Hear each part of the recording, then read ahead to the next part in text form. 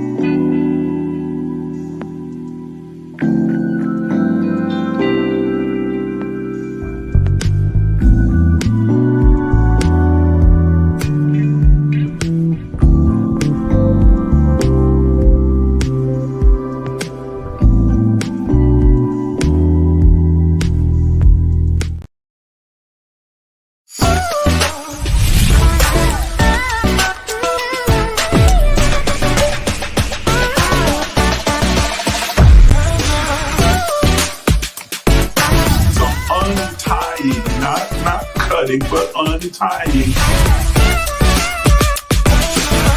And so the universe then has no choice. First attribute of the secret place. The secret place is a place of revelation. It makes you free because it awakens you and makes you consciously aware that everything that you thought was holding you is an illusion.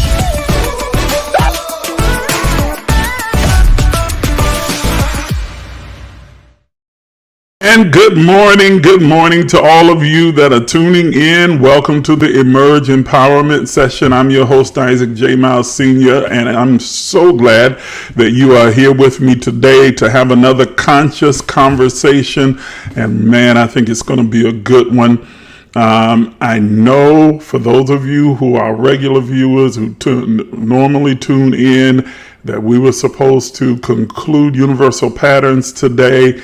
And I think we've already concluded it. There were two more that we could have touched on, and they may intersect with the conversation today. But I'm not going to deliberately focus on them because I just really feel an urgency to move on to something else. And something took place this morning during my time of meditation and prayer that I want to kind of have a conversation with you about, and just see what your input, your insights are, and what your sense, your feeling is about it. So fasten your seatbelt, open up your minds, prepare to make comments and get involved, and let's have a good, robust conversation. All right, before we begin, please take a moment and just begin to tag and share. I know Toya's on here because I already see a whole bunch of people that she's tagging. So thank you so much. I appreciate you so much. You have no idea how much I appreciate the fact that you are always consistently supportive and always tagging and inviting others to come and be a part of the platform. I need for the rest of you that are on right now, if you will, take a moment and tag and share with your friends. Those of you watching on YouTube, you know you can just hit the share button, copy the link, send it out to your group chat, your group chat, your family chat, and all your friends and family and loved ones. Invite them to come and be a part of the conversation as well. Those of you watching on both Facebook as well as YouTube, make sure that you hit the like button and also that you hit the little bell at the top so that you'll get the alerts for whenever we're getting ready to come on the air, especially those of you who are watching on the Emerge page. You want to make sure you get the notification that whenever we're coming on the air, you can be a part of these conversations. You don't ever want to miss it. And so do that for me very quickly. And I appreciate each and every one of you for being a part of this conversation this morning. So good morning, Laura. I see you. Good morning, Jamie. Good morning. Good morning, Theresa. I appreciate your being here. Good morning, Diana. Those rest of you that are on, go ahead and say good morning in the comments so that I know you're there. If you don't want to be acknowledged, then that's okay. You don't have to say anything at all. Let me get a sip of coffee. Oh my, that is some good coffee. My goodness. Good morning to you. Good morning to you. Good morning to you, Diana. I don't know if I'm speaking to you anymore or not. I think you're going to pick at my Gators the way they took that beat down yesterday. Good Lord. Them Gators, man, sometimes I just think they're going to come out and do well. They started out good, and the next thing you know, they went running scared, and them Bulldogs just ate them alive. Good gracious, man. It was embarrassing. The kind of whipping that we took yesterday was just embarrassing. I don't mind losing, but great day, that was a beat down. That was a beat down, epic proportions. I am gonna be like that. That was terrible. That was absolutely terrible, man. Woo! I'm trying to give a few more minutes for some others to jump on and join us, because I really want to have as much participation as we can this morning. Looking for some of our regulars as well. I don't see them on here, or maybe they're on and they haven't commented yet. People like Gloria and Michael, I see you, Jamie, on here, and others like that. And haven't seen Vet in a while, Diana. I don't know what's going on with her. There's Dee Dee. Oh, she decided to wake up and jump on. Well, bless the Lord.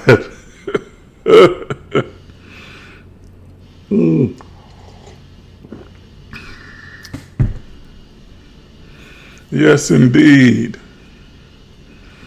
So I'm just kind of stalling for time. For just a few more moments. I'm not going to be too much longer, because I really want to have as many people as possible in the conversation as we possibly can. And where's Bree? I don't see her on here either.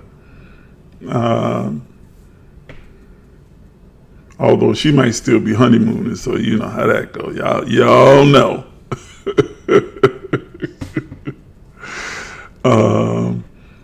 Others that are here. Okay. So let's begin. Stop it, Toya. I don't want to hear nothing about no Georgia. We're done with that now. We're done with Georgia and the Gators. That's over. Next year we'll see you. Hopefully. We'll do better. Oh goodness. I'm surprised I haven't heard from Jimmy Barnes. He normally gives me a hard time about our Gators getting beat up like that. I'm sure it's just a matter of time. I'm going to hear it. I'm going to get it. I know I'm going to get it. So, this morning, I got up about 4:15, 4:30. Which is kind of my normal time, and came out to do my meditation and prayer, and immediately was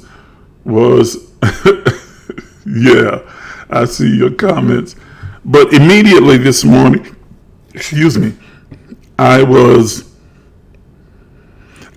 for lack of a better word, transported, but it's really not transported. I became consciously aware of myself in a higher dimension, viewing things, viewing the earth and humanity from a elevated space, almost as if looking at a movie screen in panoramic view, looking and watching humanity. And it's like I could see all of these different things happening at one time in this three-dimensional realm, this plane of consciousness, this place that we call Earth.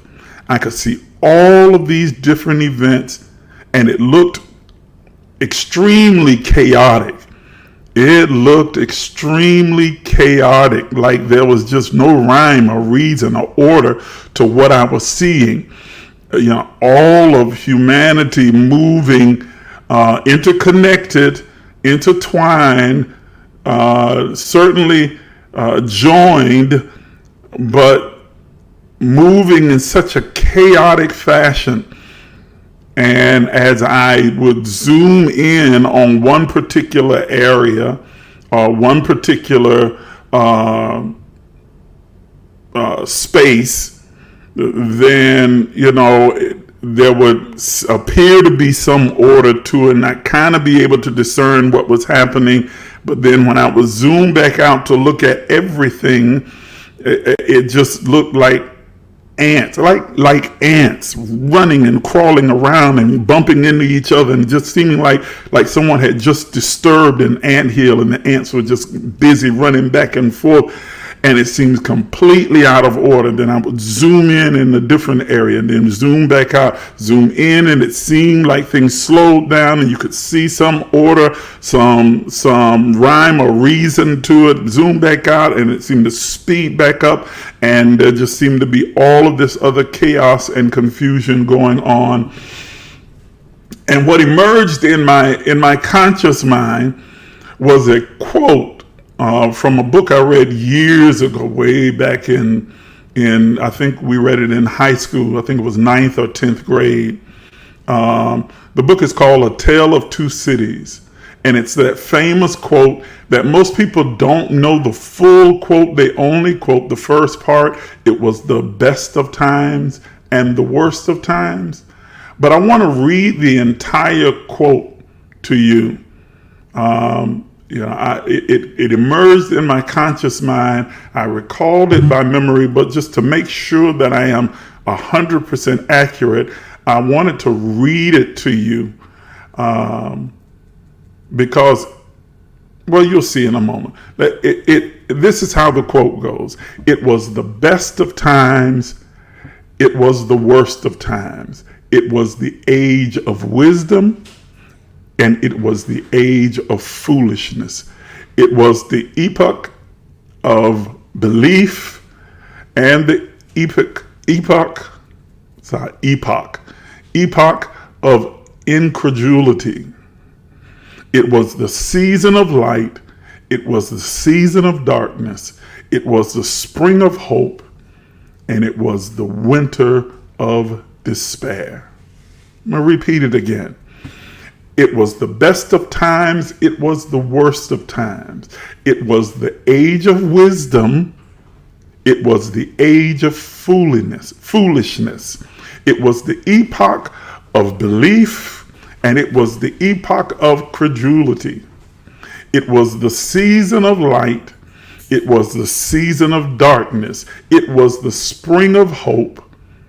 It was the winter of despair. Now, I want you to just think about those words. And I didn't have time to create a slide or anything to put it up on screen for you to look at, because I would really like to have it on screen right now. I just didn't have the time to get it done, to look at it while we're talking. But think about those words. And don't they seem extremely relevant to the time and the age that we are in right now? Not descriptive of the entire age, because we're just at the beginning of a new age, but the description of the time, of the duality and the polarity of the time that we find ourselves in right now. It begins by saying the best of times, but also simultaneously the worst of times. The times of wisdom, the age of wisdom, and the age of foolishness simultaneously. This duality existing simultaneously and happening in the earth realm among humanity.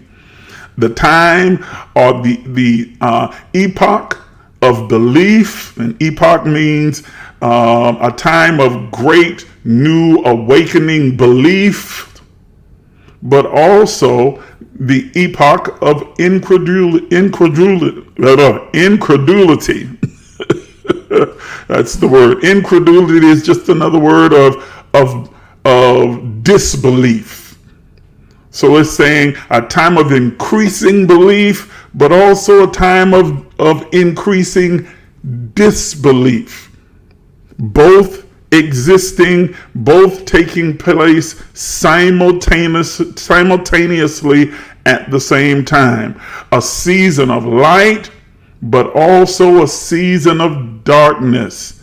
That polarity and duality, both simultaneously, side by side, and interchangeably existing and working at the same time. The spring of hope, but also the winter of despair.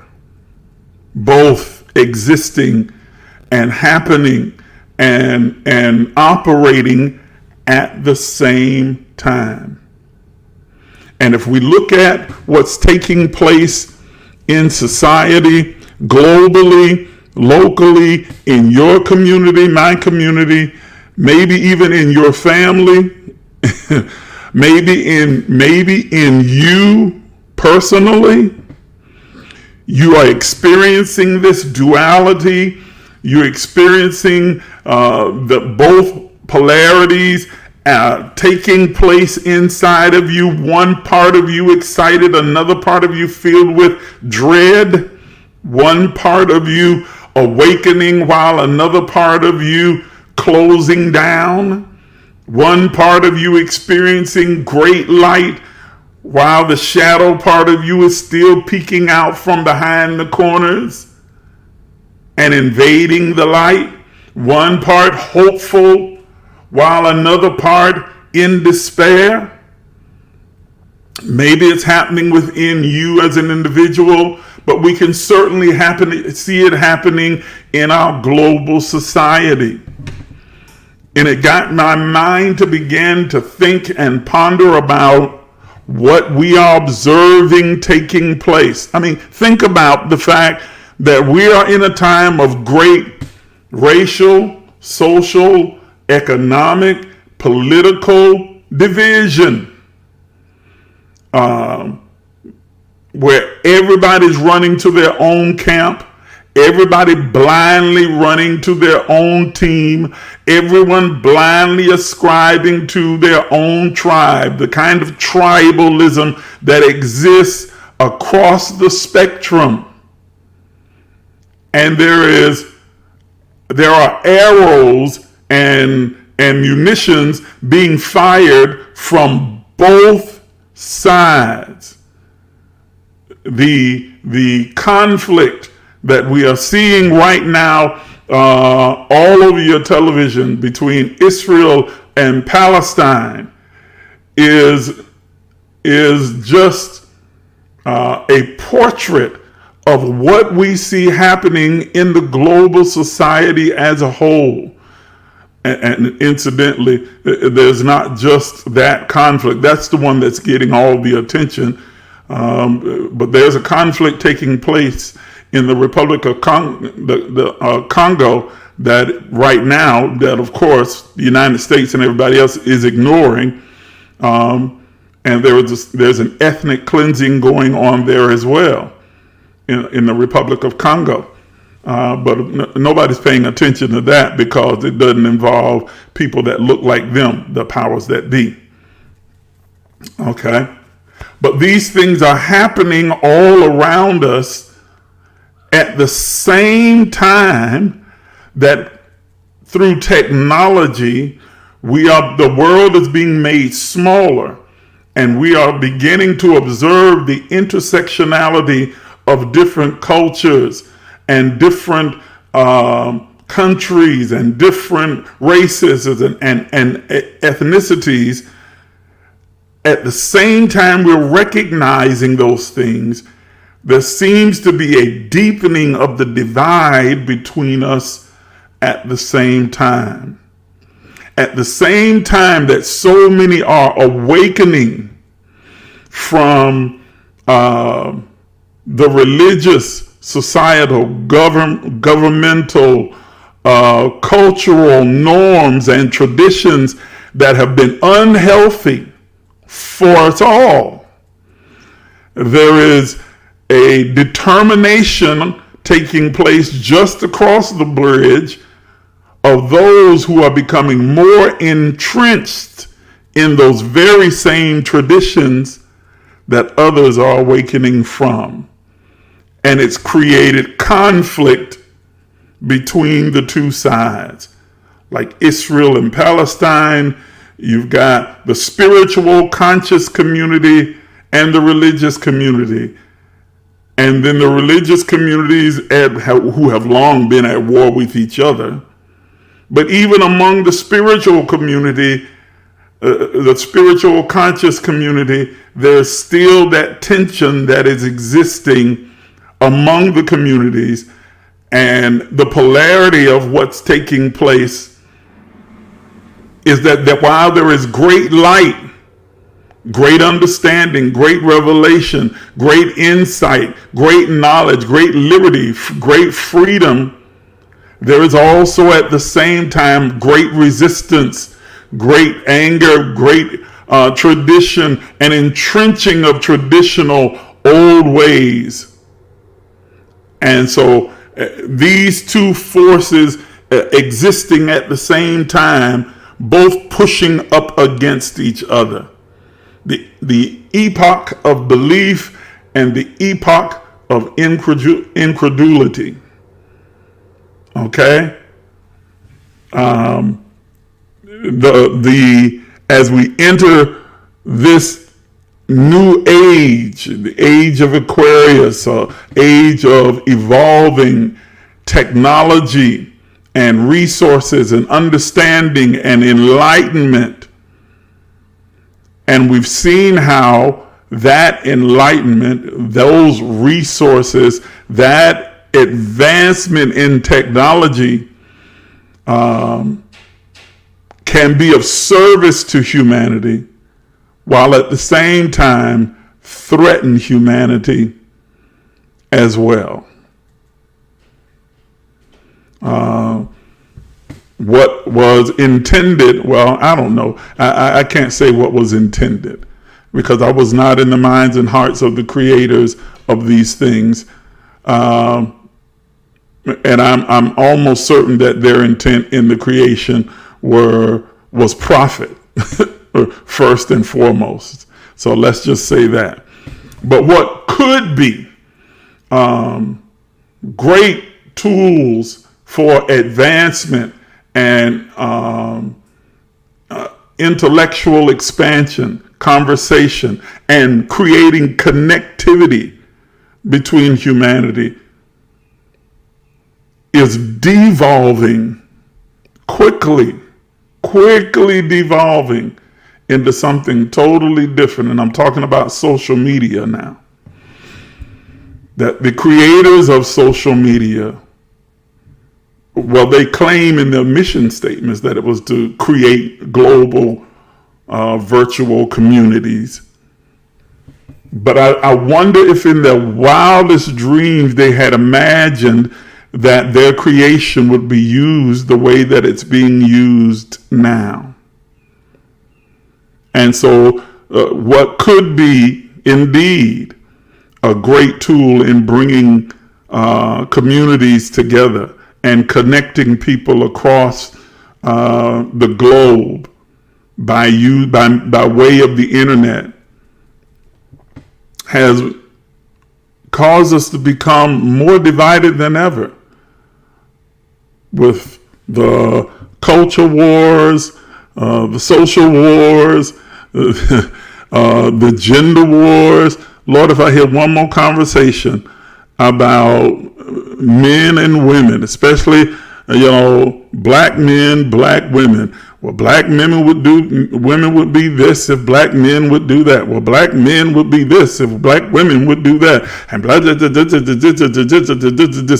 this constant debate back and forth and rehearsing over the same old ridiculous garbage and opinions back and forth and back and forth. And then how social media pries quickly into the lives of every person. And it doesn't matter whether you are a celebrity or not. You can become a celebrity overnight just by virtue of social media, where people's worst moments, and we all have them, but their worst moments are captured on video and then blast out on social media, and you can go viral in a second. You can go viral for the worst things, for a display of your worst day, a worst moment in your life, and yet it becomes the defining moment of your life because it is blasted across social media, and millions of people will look into it and chime in to give their thoughts, give their opinions, give their ideas, make their judgments based upon a snapshot in the life of a person who may at that time have been having one of the worst moments or worst days of their life.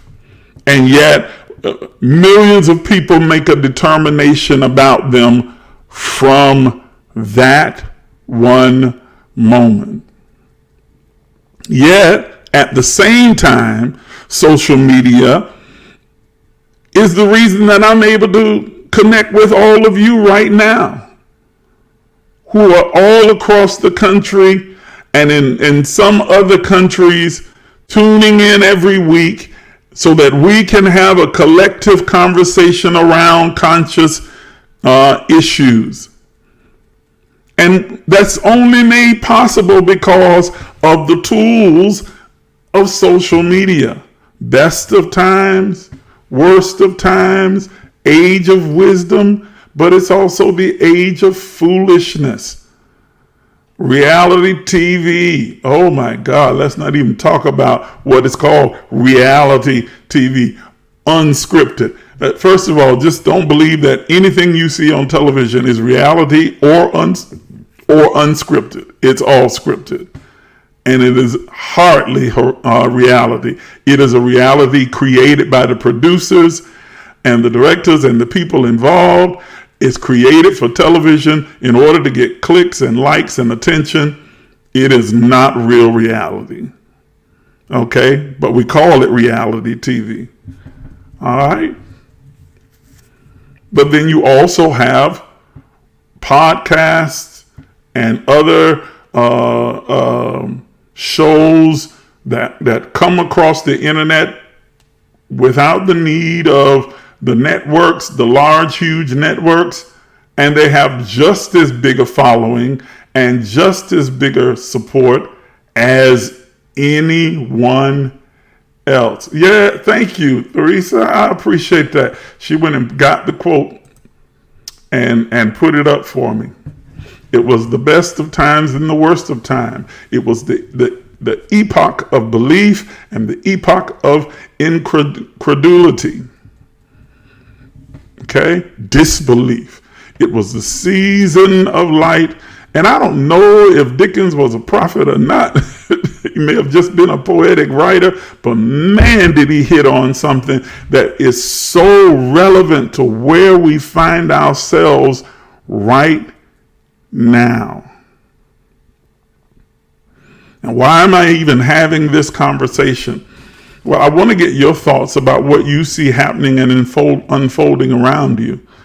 But I want to share what my thoughts are with you as well. And please don't hesitate to put whatever your thoughts are in the comments. I'd love to hear from you.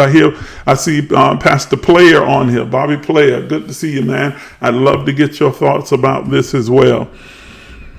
I don't believe, as many of you already know, that there is some, evil spirit, wicked, demon, devil, all the other kind of religious, mythological stuff. I don't believe that any of that is at play here. I believe that we're getting a more naked view of humanity and society as it both evolves and devolves at the same time. I was having a brief exchange with my son. I think it was yesterday or the day before, one of the two. I think it was yesterday on Facebook. And we were having an exchange about my concern that I have, deep concern that I have for his generation. I was just like, you guys don't seem to really care about anything. You don't care about politics. You don't care about, economics. You don't care about society. You don't care about your history. It's like, what are you really engaged with? Because the things that I observe, and I'm just one person, that you are engaged in are things that are of no substance. It's nonsense. It's about who shot John. and who got over here and who got over there, and and what's the latest rap league, who's the greatest rapper of all times, who's the greatest ball player of all times, and what do women want that men need to do, and what do men want that women need to learn to do, and and I'm just like, there's an entire world going on around you, crumbling and falling. We live in very serious times. There are things that are unfolding right here in our country, but around the world as well, that will affect your life, your future. And I'm concerned about the future. And yet your generation doesn't seem concerned at all. And to my surprise, he replied that he was just as concerned, that he agreed with me, which shocks me. I expected some pushback, but I didn't get it. He agreed with me, and he was equally concerned about where the minds of this generation is. And I know I'm an older man, and I'm not trying to be an old fogey, and like every older people always think, this young generation, they don't know nothing. I believe they know a lot. They're very intelligent. They're more intelligent than we ever were. They have access to more information than we ever had when I was growing up. They have more advantages, more advancements. They are doing great things where technology is concerned and education is concerned. I'm concerned about the choices, decisions, and the focus that they have on the world as it exists and will exist. That do they understand that they are the ones who will be the progenitors, the creators of what the next generation will experience? And if so, is this the world that you want to leave to them? Is this what you want? And so in seeing that, it made me think about, and I know it seems like I'm just kind of rambling on, but it made me think about our responsibility, those of us who are awakened or awakening, who are being and becoming, who are more spiritually insightful, whose eye is open.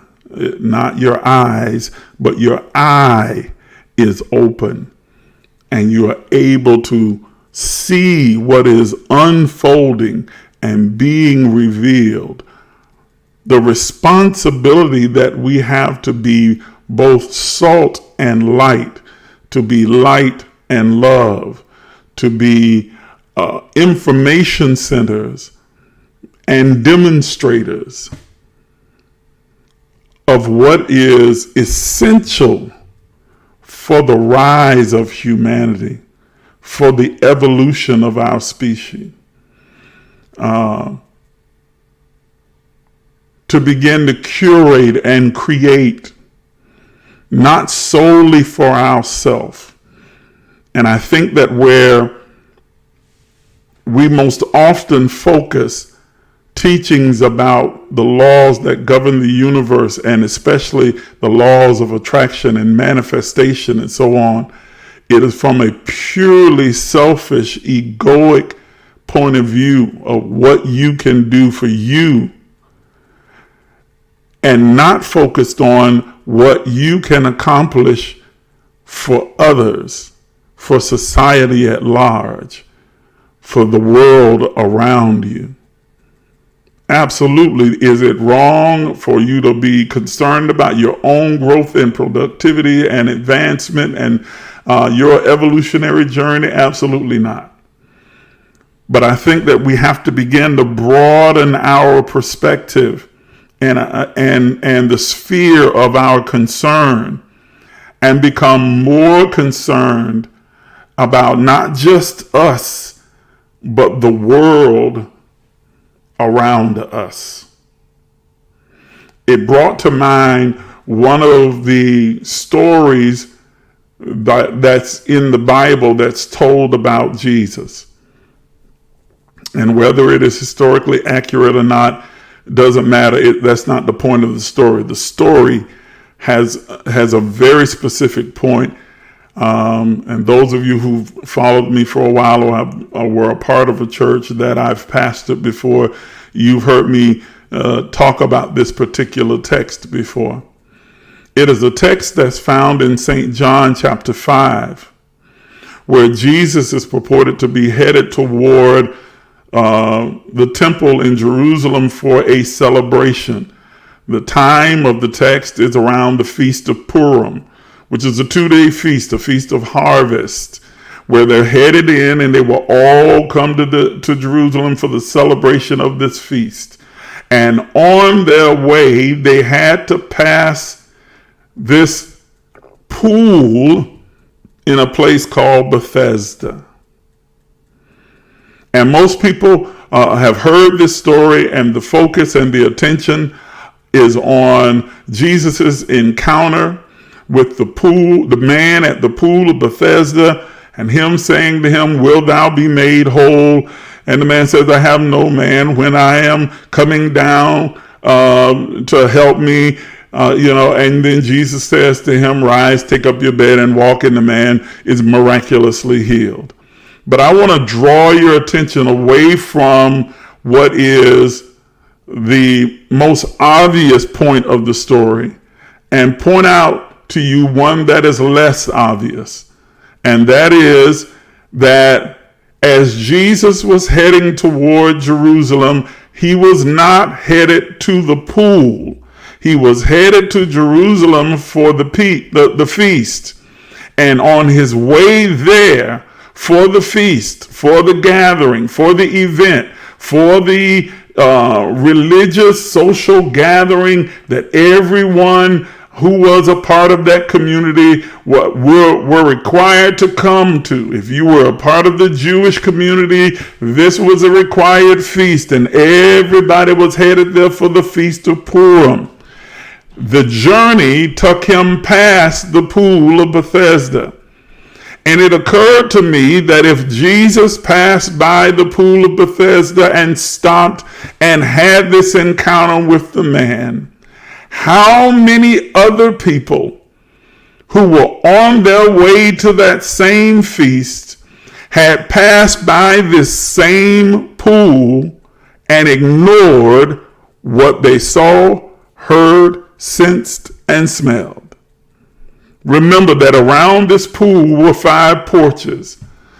They were filled, it says, with people who were impotent. It calls them impotent.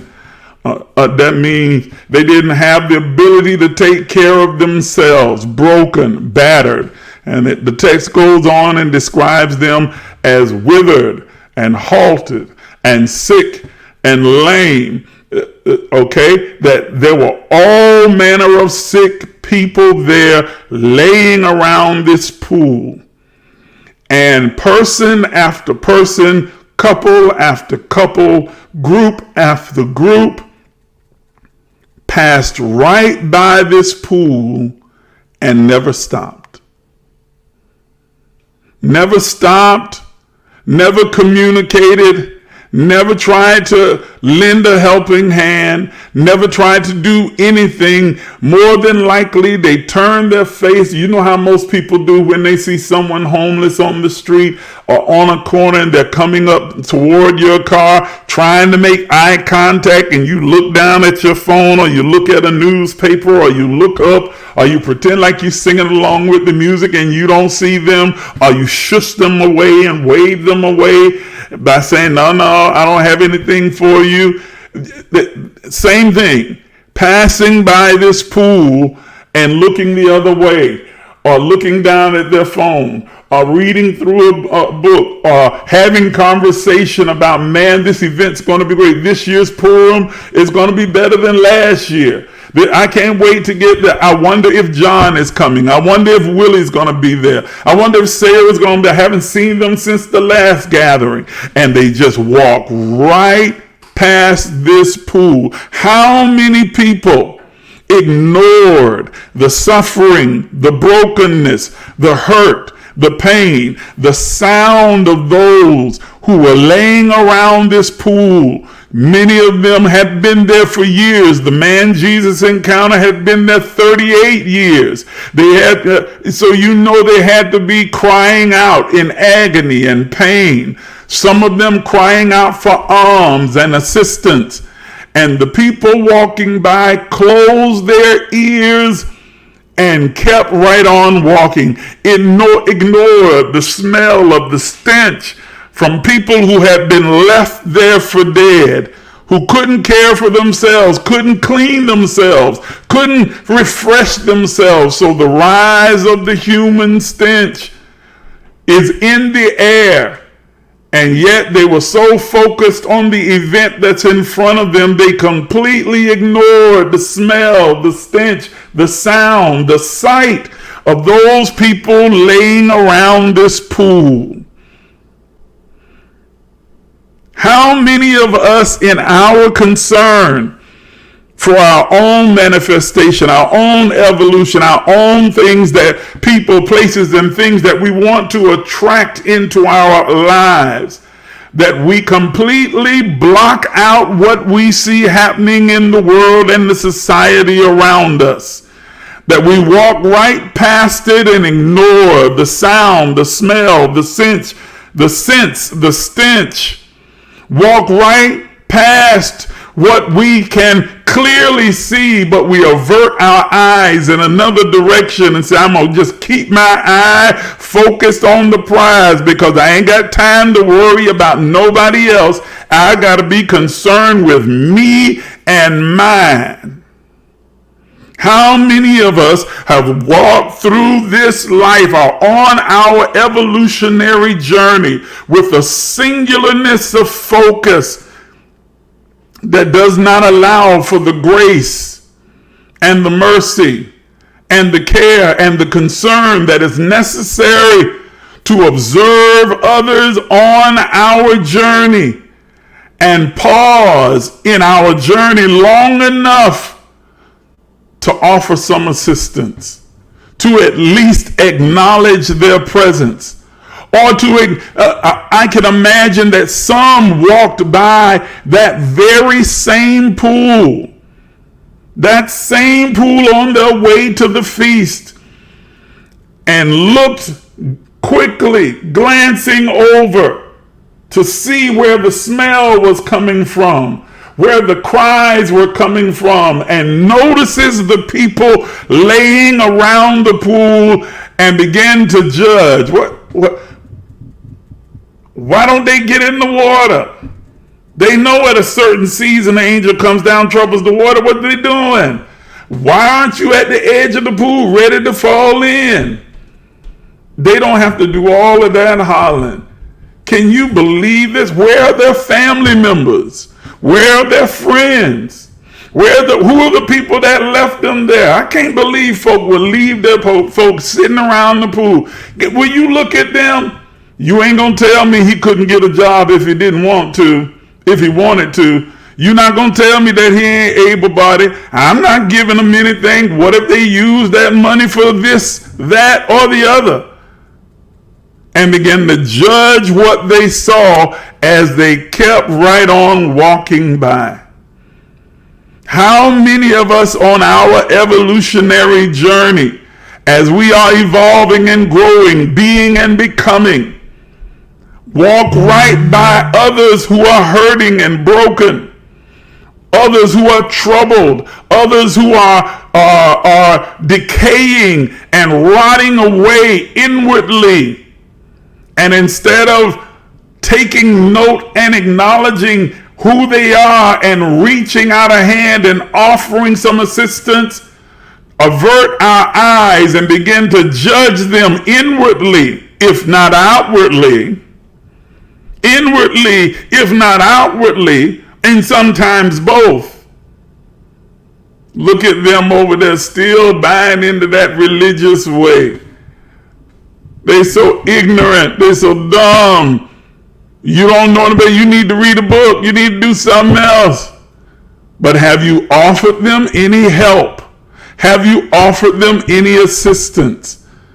Or do you avert your eyes because you're so focused on your own gain and your own success and your own good time? Yes, yes. Every person is fully accountable for themselves. Yes, you have to take responsibility for your own life. But just as it can be the best of times and the worst of times, two opposite things can be true at the same time. Every person can be responsible for their own life, but they can also require some help and assistance along the way. And you can be the person that is willing to love them right where they are and offer them whatever assistance that you can to help them to move from where they are to the next place. Are you understanding what I'm saying to you this morning? Y'all real quiet in the comments. Nobody's saying anything at all. Y'all normally talk back to me. Y'all being real quiet. Okay? Don't become what you have worked so hard to get away from. And what I mean by that is, there are many of you who are here who have been a part of religious communities that, for years, that promoted and maybe unconsciously a level of bondage, manipulation, and control. Some of them consciously, some of them unconsciously. That you are glad to have awakened from and freed yourself from. But does that mean now that I just go on my merry way in my evolutionary journey, enlightened, walking in this light, and leave as many as I walk by in the darkness? That I begin to judge those who remain in that place of darkness because they have yet to awaken to what you have? And forget that you are only awake because something awakened you? That you didn't arrive to the place that you are and progress as far as you have without someone assisting you? How dare you walk by the pool and look the other way? How dare you walk by the pool and hold your nose? How dare you walk by the pool and pretend to not hear and to not see and to not feel and to not sense? Because if all of that is your pretense, then you have to examine how far have you really evolved. Because maybe you know better, but are you doing better? What are you doing with the knowledge that you've acquired, that you've awakened to, that's become a part of your conscious knowing? Are you using it to expand and to enhance the life of others? Or is it solely for your own good and your own advancement and not the advancement of the others that are around you?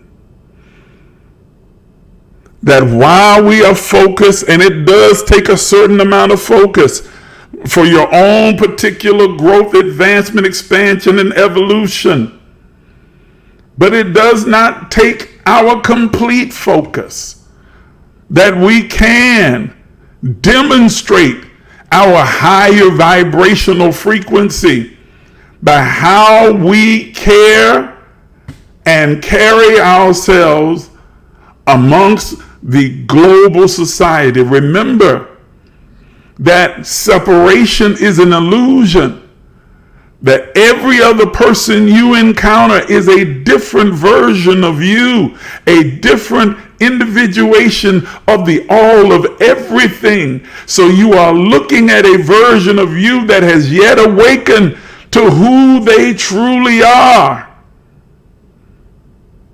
Or that may have awakened but may be struggling to make that next move, next step, next advancement, to break away, to break forward, to push outward, who may still be sitting and surrounded by open cages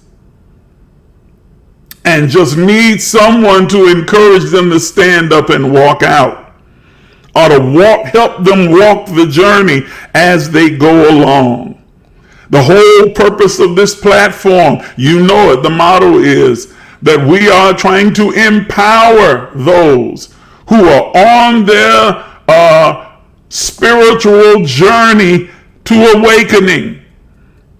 That has to become your personal motto as well, to empower the people around you. And that doesn't always mean teaching, lecturing. It can involve those things, but it mostly involves how you interact with them, how you view them as a version of you, as an extension of yourself, how you can sense and feel the intersection and interconnection between you and they, how you bridge the gap by being the plank that they're able to walk across to get to the other side. How you take note of their condition and at the very least, acknowledge it. And at the very best, try and create solutions and structures and systems to help solve it. To create opportunities that are not just for you, but for the people that are around you as well. Not just for your children, not just for your family, but also for your neighbor. I mentioned this in one of our other conversations, that in the statement that is attributed to Jesus that says to love your neighbor as you love yourself, that the idiom that we draw from that statement is that we have the same intensity of love for every other individuation of the all of everything as we do for ourselves, because in loving them, we are loving us. In loving them, we are loving ourselves. In loving them, we are loving God in us, through us, and as us. There's another text that is that says in the Bible that how can anyone claim, paraphrasing, that they have this deep, abiding, growing, enormous love for God, the all of everything, the Creator, and yet not love the creation, their brother they see every day. It's what most will say. But the creation, the other iterations of the all of everything. And the text says, you're a liar. Or as the old folk would say, you're a liar and the truth ain't in you. Okay? It says that, no, it's not possible.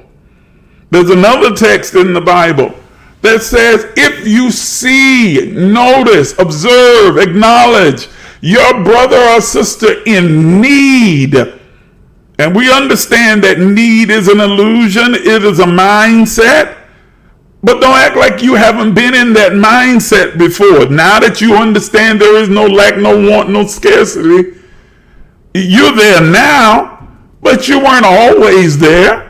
There was a point where you believed more in need and scarcity and want than you did in abundance. So when you observe a brother or sister that's in need, that is still operating from that mindset of need, want, lack, and scarcity, he says, and And then you shut up your bowels of compassion. That is, you close off your soul. You shut off that part of you that is interconnected with them. Then he asked the rhetorical question, how dwells the love of God in you? It's not that it doesn't, but he's essentially saying, how is it possible? How is it possible for you who are the epitome of love, the animated expression of love, the all of everything, can now shut off that part of you after noticing someone who is struggling to get to that next place? Are you hearing what I'm saying? I see your comments popping up now. I'm going to stop putting some on the screen. I really want to have this conversation. Diana says, sometimes I'm guilty of the same actions. I get so busy with my own life until it doesn't occur to me to help them. Then there are those times when I pour all the way out beyond empty. That part doesn't bother. You see, that don't bother me. Exactly, because giving generosity is our nature. Remember, we are love personified. If God is love and God is in us, through us, and as us, then we are not only the animated expression of God, that expression is love. And the highest expression of love is generosity. So we are by nature generous people. And so when we act on what is our natural nature, by giving and being generous, giving of ourself, our time, our talent, our treasure, it never bothers us. It feels good. It is more blessed to give than it is to receive. Receiving is blessed, but the more blessed part is the giving part, because it aligns with our highest nature. And Diana, you're not the only one. We all have been guilty at one time or another, where we avert our eyes and look the other way, where we say, I'm too busy, or I got too much going on, or I can't afford to, which is the most untrue statement that you can ever make. Because to afford means to make allowances for. And you can always make allowances for whatever you choose to make an allowance for. Now, it may mean sacrifice in another place, but it's not that you can't afford it. You choose not to afford it. You choose not to make allowance for it. You set a priority and you prioritize one thing over another. Are you understanding what I'm saying? Okay? It's inconvenient. It's inconvenient to pull back on the focus on my own things and to extend grace, love, charity to others that are around us.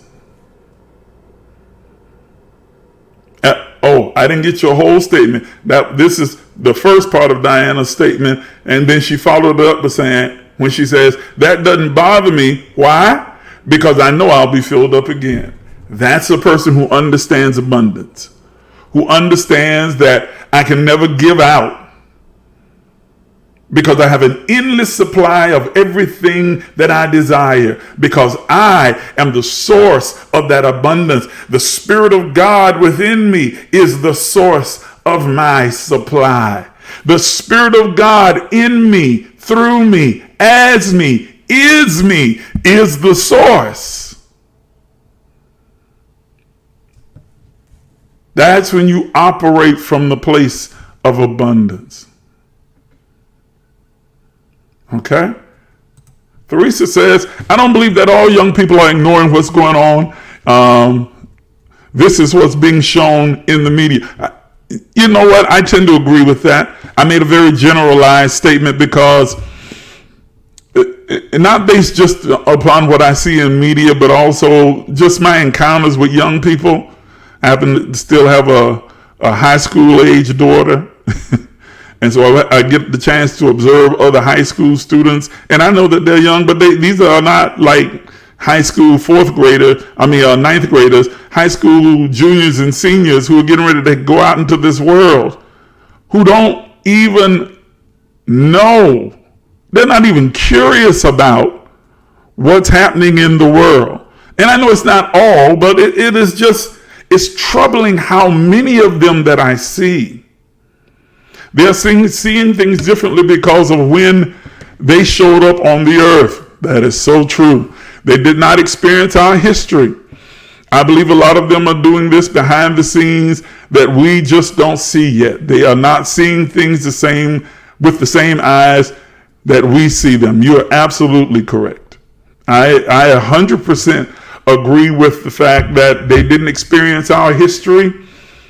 But do you have to experience it in order to learn from it, in order to study it, to know it? Knowing your history advances you. I happen to agree with you that they're definitely seeing things from a different perspective, and that a lot of them may be indeed working behind the scenes in ways that we don't see. But I haven't observed, and this is just my observation, a lot of young people who seem to be really concerned about, number one, our history and where we've come from and where we should be going. And they are the trustees of how far we will move forward from this point, because we're getting older. The time of our transition is drawing nearer. We've got more days behind us than we do in front of us. Okay? And so when are they going to learn it? They're certainly not going to learn it in school. Most of these schools are not offering any real accurate history of this culture, this community, this country. They absolutely are not. They're giving them a whitewashed, romanticized version of it, but not the real facts. And so if they don't have a personal hunger or desire for it, then they'll never know it. If they're not those of us who are reminding them of it, telling these stories, sharing our experiences, explaining to them how things work, I think that they're becoming more and more frustrated with how things work. And it can be very frustrating. Heck, I get frustrated with how things work sometimes. And I'm speaking about this country right now. But the unfortunate thing is that we have to be able to work within and without the system in order to bring about systemic change. But if they're completely ignorant to what's taking place and how these systems work, you don't know how to fight it. You don't know how to change it. You don't know how to fix it. And I'm not blaming them. I'm really blaming us. Have we done enough? Have we done a good enough job of informing them, instructing them, encouraging them, inspiring them?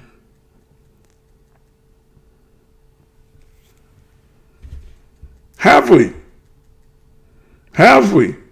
Are the only real heroes they have to look at are people that lived and died long before they were born?